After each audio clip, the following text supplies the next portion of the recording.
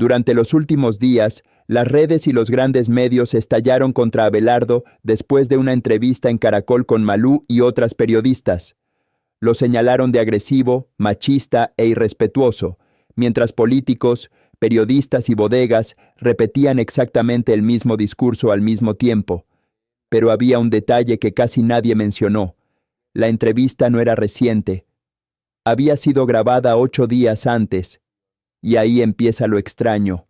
Durante toda una semana nadie dijo nada. No hubo indignación, titulares ni escándalo.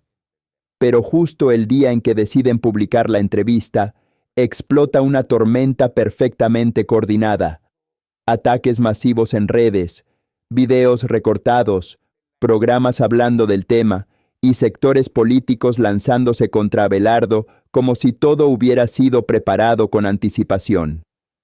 Entonces surge la pregunta: si la entrevista era tan grave, ¿por qué esperar 8 días para reaccionar?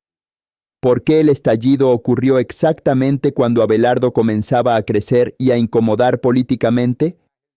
Lo que vimos no parece una reacción espontánea, sino una operación mediática diseñada para destruirlo moralmente antes de intentar destruirlo políticamente. Hoy vamos a mostrar cómo se fabricó esta encerrona, quiénes participaron y por qué intentaron convertir una entrevista grabada días atrás en una campaña nacional de desprestigio. Porque aquí no estamos viendo simple periodismo, estamos viendo una guerra política en tiempo real. Que obviamente es muy importante. Llevamos 2 días de lo que podríamos denominar refriega de redes. Que van, trinos vienen, lo que se quiera. Y ya vamos a entrar en el tema de la campaña de desprestigio, de guerra sucia contra Abelardo, a propósito de la operación de Caracol, ¿no es cierto?, en la entrevista de Malú, y que es muy importante entenderla.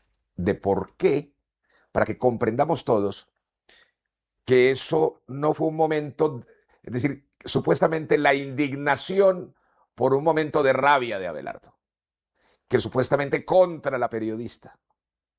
Eso no es cierto. Y aquí hay una demostración que es indiscutible. Ayer, cuando comienzan a marcarme en el celular y trinos y mensajes de WhatsApp y toda esa cosa, que miren lo que le ocurrió con la entrevista hoy de Abelardo. La entrevista de hoy de Abelardo. Y yo dije, ¿pero qué pasó? Voy a ver qué pasó. Abro y resulta que veo que es la entrevista de Abelardo con Malú y con las otras periodistas. Y yo digo, ¿pero por qué hoy? Si es que de esta entrevista estuvimos conversando, Abelardo y yo, que comimos el lunes de la semana anterior, más que 8 días antes de esta entrevista. Pues resulta que la entrevista fue publicada antes de ayer, lunes por la mañana. No. Ayer Ayer martes por la mañana, martes por la mañana. Pero como recordé que Abelardo en la comida, en la cena, me contó de la entrevista con Malú, que había estado en Caracol y que además había en la entrevista abordado el tema de los acosos sexuales y el tema del derecho penal que ha ocurrido en Caracol.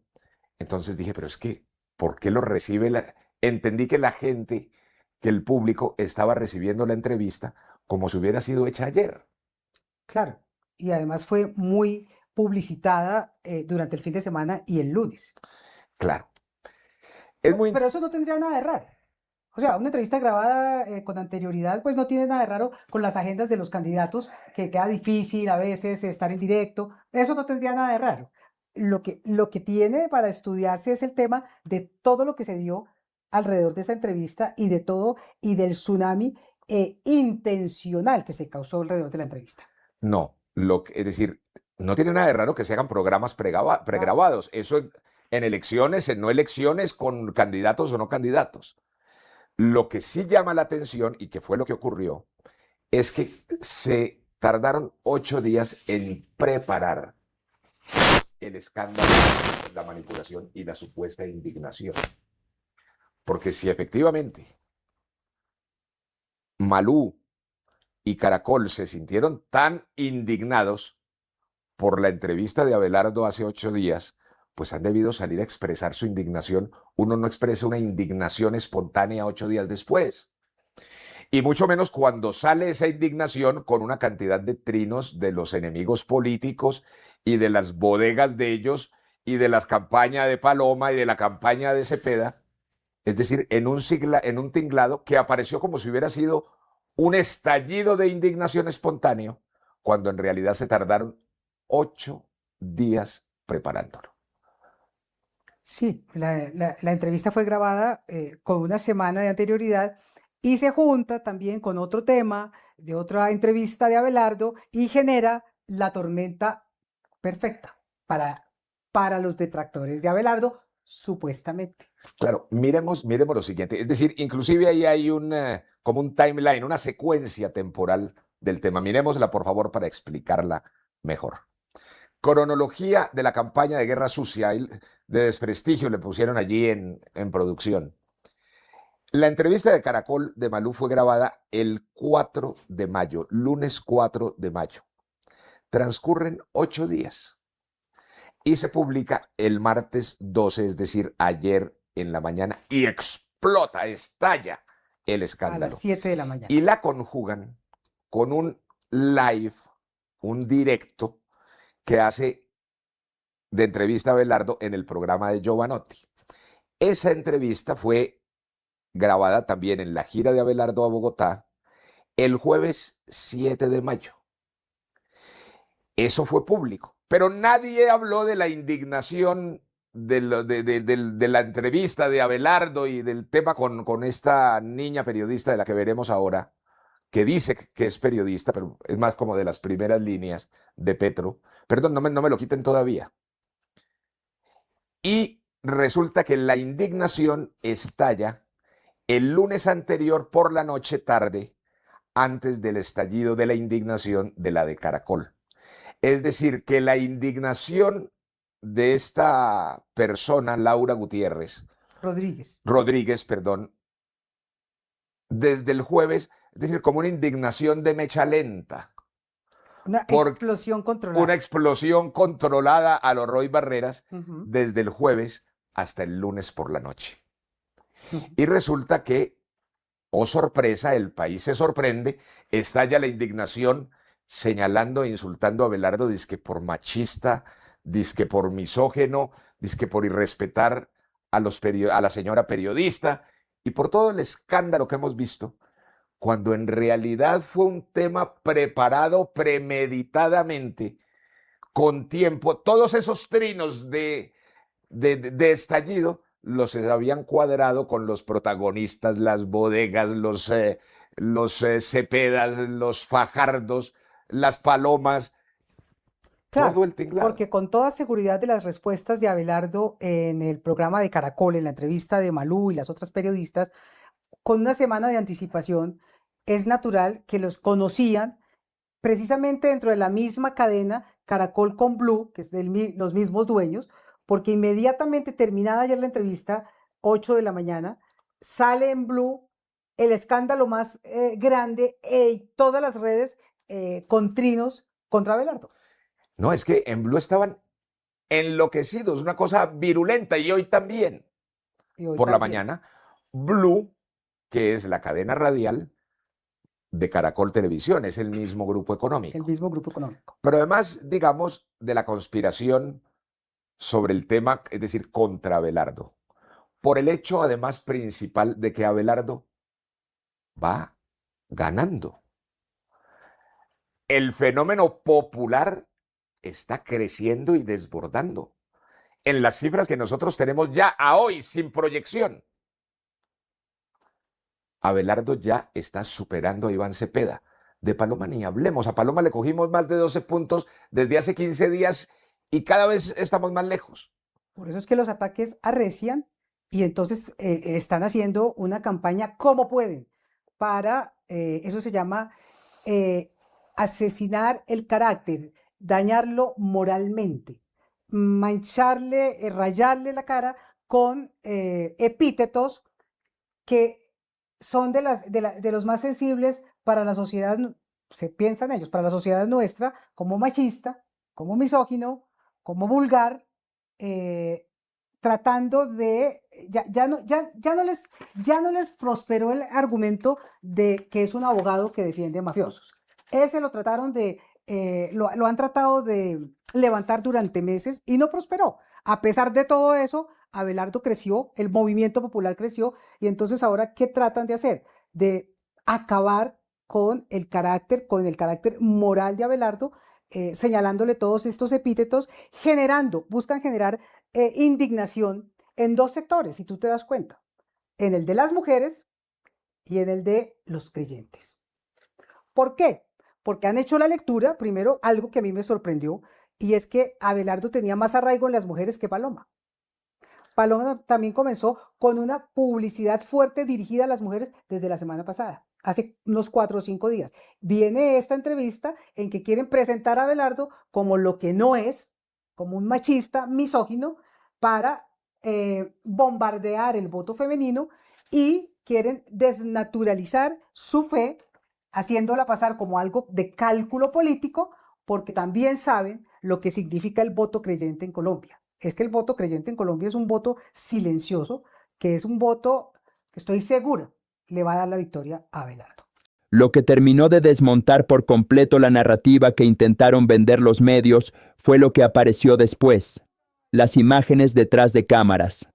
Porque mientras en televisión y en redes querían hacer creer que aquello había sido una escena de tensión extrema, de supuesto irrespeto y de enfrentamiento descontrolado, detrás de cámaras se veía algo totalmente distinto. Ahí están las imágenes. Conversaciones tranquilas, ambiente relajado, sonrisas, intercambio normal entre Abelardo y las periodistas después de terminada la entrevista. No había el drama que después intentaron fabricar.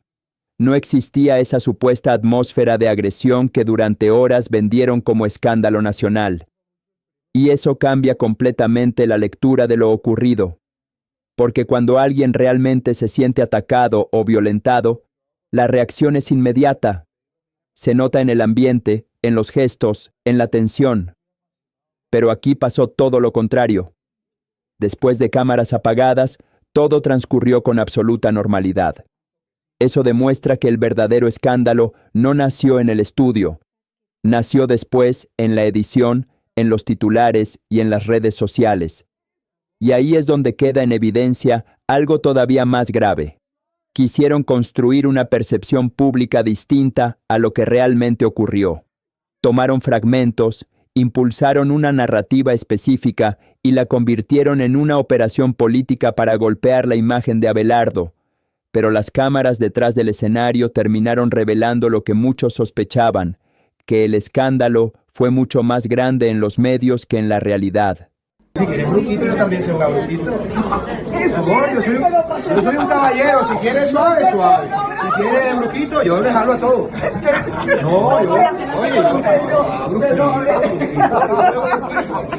No, bravo, no. ¿Sabes qué es lo que pasa?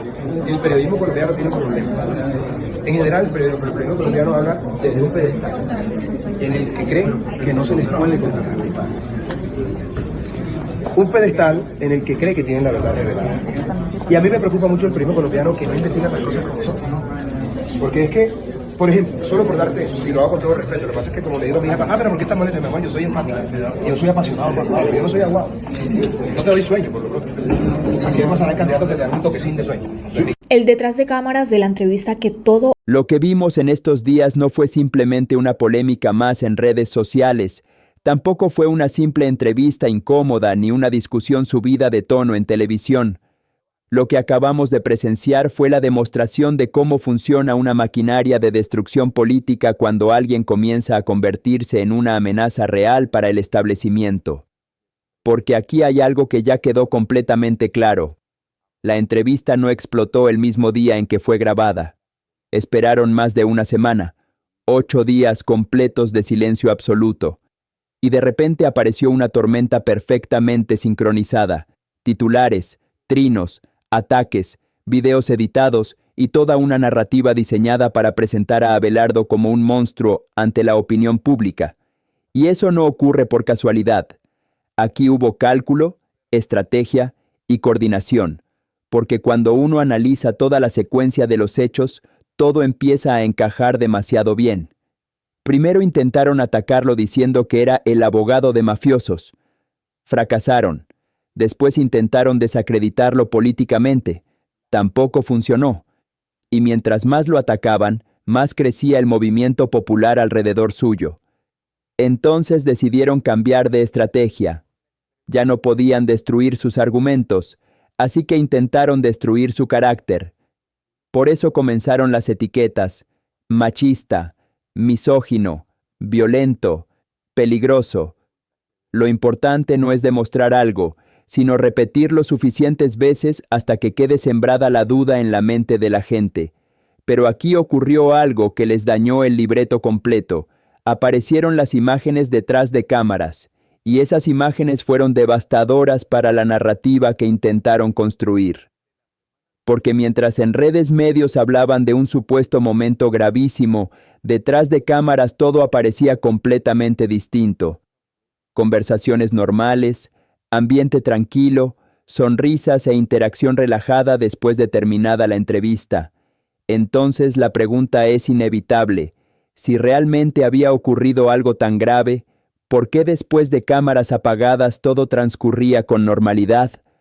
Porque la indignación verdadera explota en el momento, no 8 días después, ni acompañada por campañas políticas y titulares sincronizados. Y ahí es donde mucha gente empezó a abrir los ojos. Porque esto dejó de verse como periodismo y empezó a parecer una operación política cuidadosamente preparada. Una operación diseñada para golpear a Abelardo justo cuando más estaba creciendo y conectando con miles de personas cansadas de los mismos partidos y discursos de siempre. Por eso también resulta tan revelador quienes salieron inmediatamente a atacar. Los mismos sectores políticos, las mismas figuras mediáticas y las mismas estructuras que llevan años protegiéndose entre ellas mientras Colombia se hunde en inseguridad, corrupción e impunidad. Pero hay algo todavía más delicado detrás de todo esto: el peligro de normalizar el asesinato moral como herramienta política. Colombia tiene una historia demasiado oscura con eso. Primero vienen los señalamientos, después la satanización pública, luego el linchamiento mediático, y finalmente queda sembrado un ambiente de odio que termina justificando cualquier cosa contra quien fue convertido en enemigo público. Por eso este tema va mucho más allá de Abelardo. Aquí lo que está en discusión es si los medios van a seguir actuando como árbitros imparciales o como actores políticos. Si el periodismo va a dedicarse a informar o a fabricar narrativas para destruir adversarios incómodos. Porque al final del día, las imágenes detrás de cámaras dejaron algo clarísimo. La realidad fue una, y la historia que intentaron vender fue otra completamente distinta. Y cuando un país empieza a descubrir cómo se fabrican ciertas indignaciones y cómo operan ciertas campañas coordinadas, entonces el verdadero problema ya no es la entrevista, sino quién mueve los hilos detrás de todo esto.